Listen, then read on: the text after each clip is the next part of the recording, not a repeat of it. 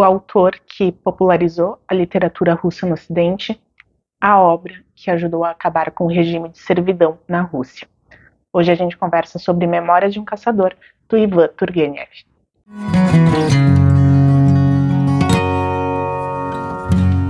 Olá, bem-vindos ao Inventário da Leitura. Meu nome é Gessiele Lortz e esse é mais um vídeo do meu desafio de 10 livros para 2025. E hoje, então, a gente conversa sobre essa coletânea de contos, uma obra russa do Ivan Turgenev. Esse é um escritor muito importante para a literatura russa, especialmente para a popularização desse tipo de literatura aqui no Ocidente. E aqui a gente tem uma série de contos que ele publicou ao longo da sua carreira, na verdade, no começo, da sua carreira literária. Esses contos saíam em revistas e são contos que exaltam o camponês russo. Durante muito tempo, a Rússia teve o regime de servidão, que era um regime semelhante à escravidão. Eu vou deixar aqui embaixo o link de uma professora russa que ela fala em português e ela explica um pouco a diferença entre o servo e o escravo, como a gente teve aqui no Brasil, mas basicamente o camponês russo, o servo russo, era a camada mais inferior ali da sociedade russa, portanto, eram pessoas invisíveis, pessoas que sofriam nas mãos dos latifundiários, que tinham seus modos de vida definidos por seus donos e que eram esquecidas na literatura até que Turgenev decide exaltar essa figura, trazendo episódios da vida comum de um camponês, mostrando a sua dinâmica com a natureza, mostrando a sua relação com a aristocracia e denunciando como essas pessoas eram injustiçadas, como elas sofriam, mas também evidenciando a humanidade delas, tratando elas como seres dignos. Então essa obra ela teve um grande impacto quando do seu lançamento, que foi em 1852.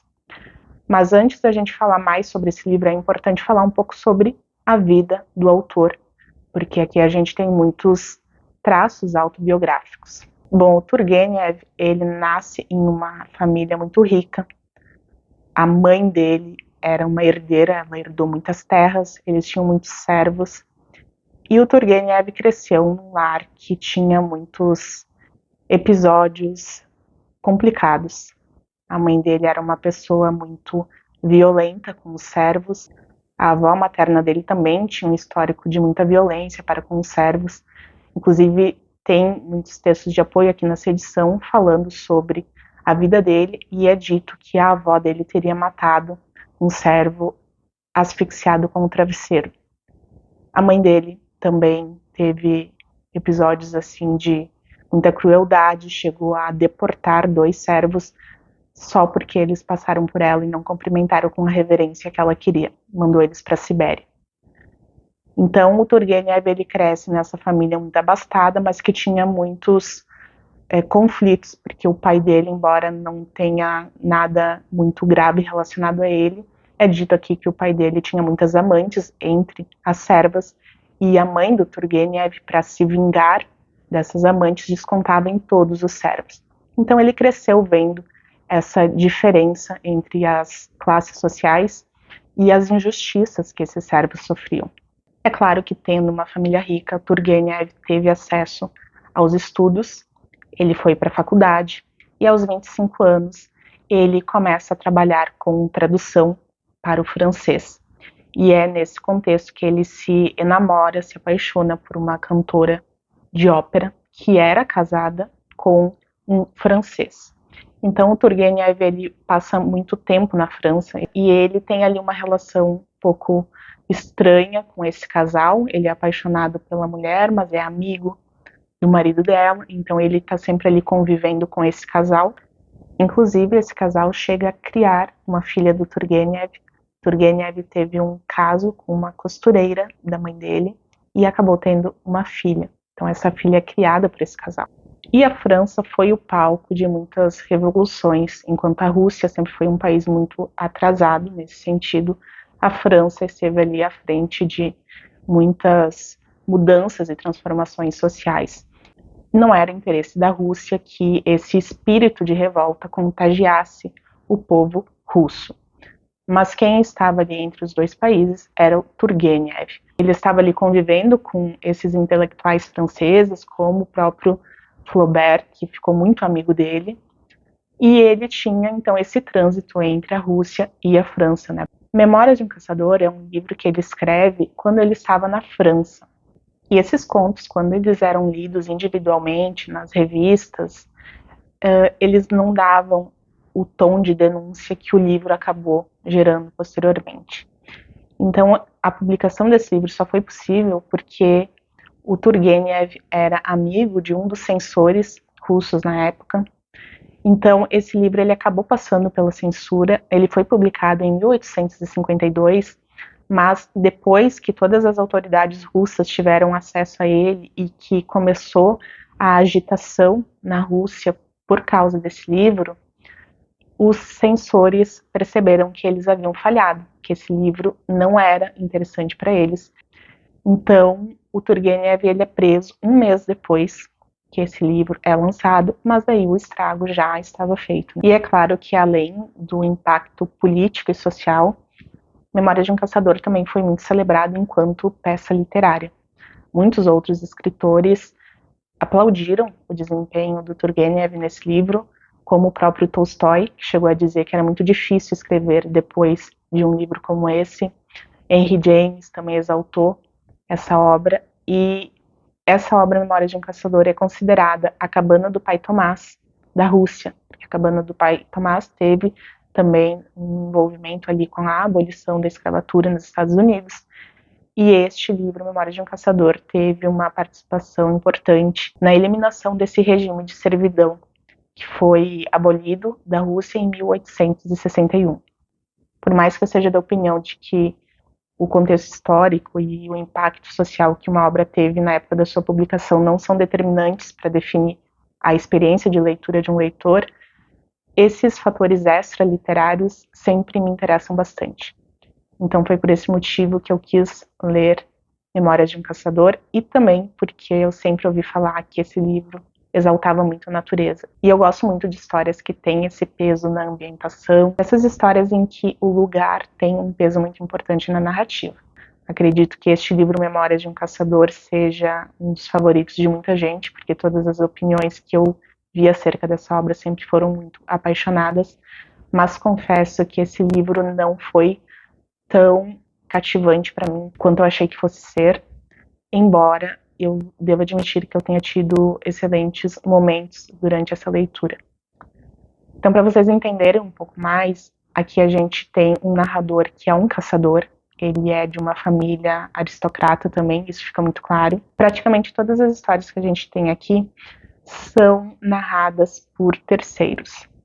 Algumas ele vai testemunhar e ele vai contar o que está acontecendo ali no tempo presente, mas muitas vezes são histórias que uma outra pessoa está contando para ele, envolvendo terceiros. Então a gente tem uma narração dentro da narração. E essas histórias elas vão mostrar diversas situações que os servos, né, esses russos mais excluídos da sociedade de então passavam, envolvendo a relação com os proprietários de terras, envolvendo cobranças de impostos, envolvendo amores, envolvendo a morte, envolvendo a relação com a natureza. São diversas situações que têm um fundo diferente, mas quando a gente lê um conto depois do outro, se tu for tentar ler assim uns 3 ou 4 por semana, por exemplo, já fica um pouco cansativo, porque os contos aqui, a maioria, não tem aquela estrutura que vai elaborando uma situação até chegar em um clímax. Muitos desses contos são apenas retratos, recortes de uma situação e não chega a ter um desfecho muito empolgante, não tem uma tensão. Ao mesmo tempo, são contos muito sensíveis. Em todos eles a gente percebe uma sensibilidade na forma como o narrador descreve os personagens. Ele dá muitos detalhes de gestos, de aparência, de modo de falar. A gente consegue visualizar esses personagens e a gente consegue imaginar também o psicológico deles. E além disso, a gente tem aqui também as descrições da natureza, dos animais, da vegetação. Foram os melhores momentos para mim durante essa leitura, foram esses momentos mais contemplativos. Porém, como eu disse, é um pouco cansativo se a gente tentar ler muito rápido, se a gente ficar lendo muitos contos, né, um atrás do outro, porque acaba sendo realmente um pouco repetitivo. Mas como eu fiz essa leitura muito devagar, eu demorei mais de 2 meses para concluir, porque eu percebi, né, nos primeiros contos ali que o ritmo ia ser um pouco diferente, então eu fui indo bem devagar. Então, nesse sentido, eu acho que eu consegui aproveitar melhor justamente por isso. Teve uma situação parecida esse ano também, que foi o Walden, ou A Vida nos Bosques, que já tem resenha aqui no canal, que também tinha um ritmo assim mais desacelerado, uma história que não tem tantos acontecimentos, não tem reviravoltas, e que também envolve a natureza. E então a gente tem que fazer esse exercício de desacelerar um pouco durante a leitura, mas como todo livro de conto, esse também foi um livro de altos e baixos.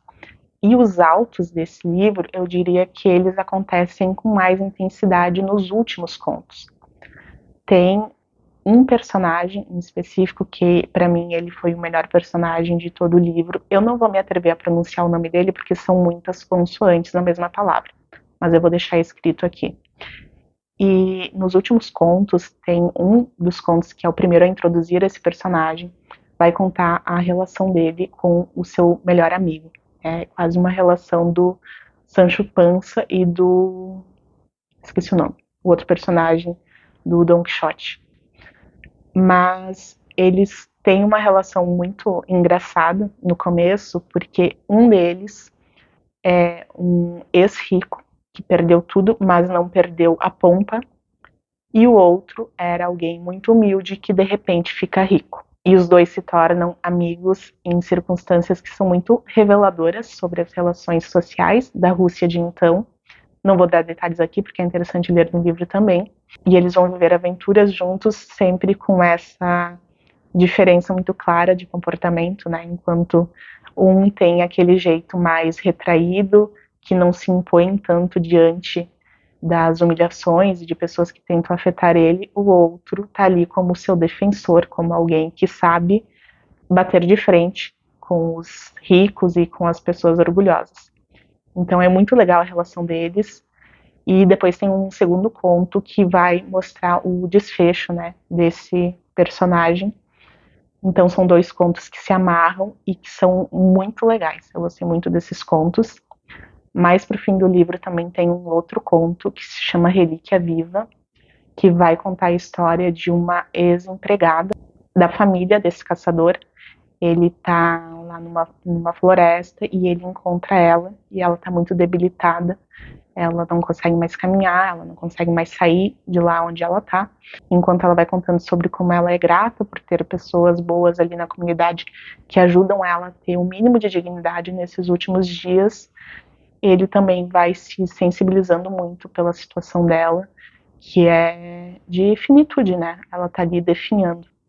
Então também é um conto muito, muito sensível, que eu gostei bastante. Tem um outro conto também que eu gostei bastante, que se chama Um Barulho, em que o caçador tá fazendo uma travessia de noite em um lugar perigoso e eles sentem, né, ele ali, o condutor que tá levando ele, sentem a proximidade de um grupo que possivelmente é uma quadrilha. E esse conto ele tem muita tensão e tem um desfecho também curioso. Gostei bastante porque constrói essa tensão. Acho que foi um dos poucos assim que eu tive esse sentimento de ficar tensa pelo que vai acontecer com os personagens. E um dos meus contos favoritos, acho que foi o que mais me emocionou durante essa leitura. Como eu disse, esse livro tem muitas passagens que exaltam a natureza, mas este conto ele não exalta a natureza, ele exalta o canto.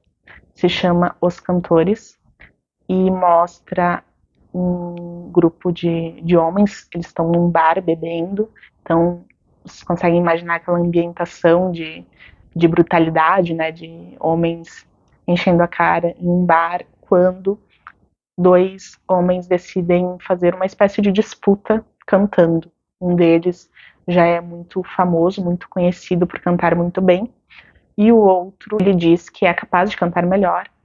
Então os dois cantam, e a forma como o narrador descreve como era esse canto é realmente muito sensível, e eu achei muito legal, porque eu nunca parei para pensar em um bando de homens que estavam enchendo a cara, se emocionando com a música dessa forma como ele trouxe nesse conto. E um outro que eu não posso deixar de comentar é o encerramento, né, o último conto dessa coletânea, que é A Despedida do Caçador.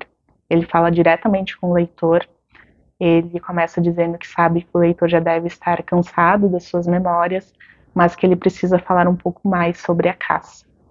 E aqui não tem outros personagens, ele vai apenas descrever as sensações de começar uma caça. Ele vai falar sobre as fases do dia, vai falar sobre as estações do ano e sobre as mudanças que existem na natureza e como o caçador vai sentindo isso. Também é um conto belíssimo, acho que foi uma excelente escolha para o encerramento desse livro e também bastante comovente. Tem um outro aspecto aqui que também, para mim, foi um pouco complicado, que é a questão dos nomes dos personagens. Porque imagina você, são 25 contos, coloca que cada um tem, em média, 3 personagens, assim, chutando baixo. Cada personagem tem sempre 3 nomes, e cada personagem tem também os apelidos, que não são apelidos próximos do nome original.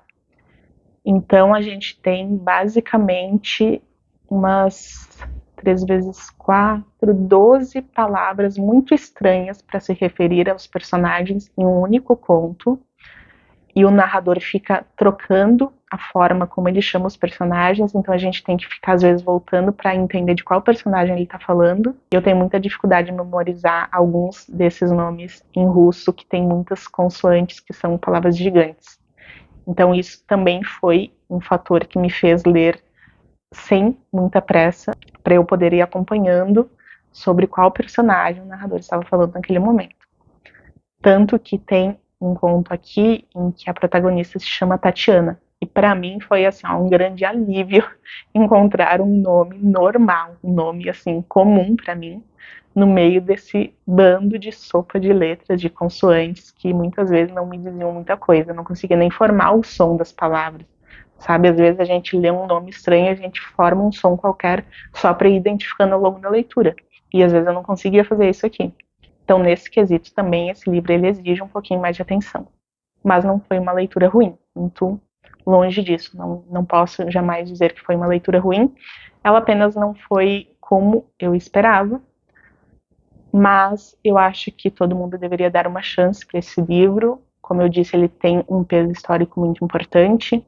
Sei também que o Turgenev tem outras obras muito importantes que muitas pessoas amam. E eu vou continuar lendo ele, com certeza. Espero que vocês tenham gostado desse vídeo. Se tu já leu esse livro, por favor, comenta aqui o que tu achou, se tu teve muitos desafios também, se a leitura foi mais fluida para ti. Se tu gostou desse vídeo, já peço que tu deixe teu like, se inscreva no canal para acompanhar as próximas resenhas, e a gente se vê no próximo vídeo. Um abraço e até mais.